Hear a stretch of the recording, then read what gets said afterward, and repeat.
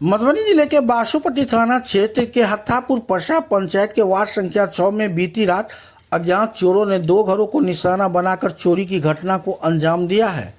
घटना के बाद चोरी को लेकर क्षेत्र में दहशत का माहौल है। बताया जा रहा है कि वार्ड नंबर 6 के परिछन दास और उनके पड़ोसी मोनोलाल दास के घर में देर रात करीब 2 बजे अज्ञात चोर घुस गए।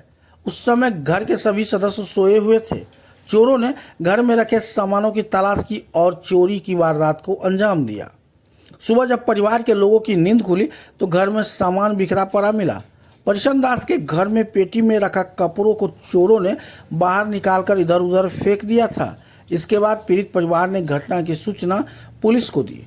सूचना मिलते ही बासोपट्टी थाना के अवर निरीक्षक मुन्ना कुमार बबून रविदास पुलिस बल के साथ मौके पर पहुंचे और घटनास्थल का निरीक्षण कर इसकी जांच शुरू कर दी।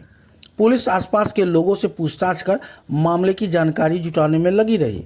इस संबंध में पुलिस अधिकारियों ने बताया कि अभी तक पीड़ित परिवार की ओर से लिखित आवेदन नहीं दिया गया है।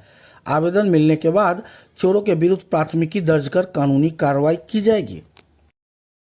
चोरी हुई कैसे पता चला कि घर में चोरी हुई है?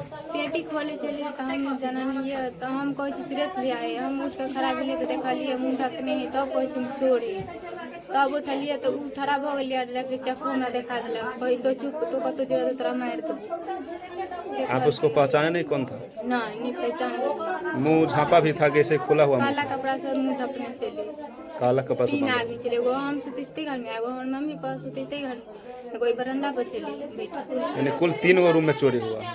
जी क्या सब ले गया है?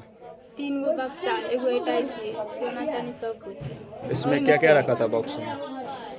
में चली 3 गो पायल एगो मंगलसूत्र मम्मी के कान में के दीदी के नाक में के हमार बहन के नाक में के 3 गो नाक में के चली सब तो स्थानीय पुलिस को सूचना दी है कि पुलिस लोग आए हुए थे जांच में? आपका नाम? सोनिया।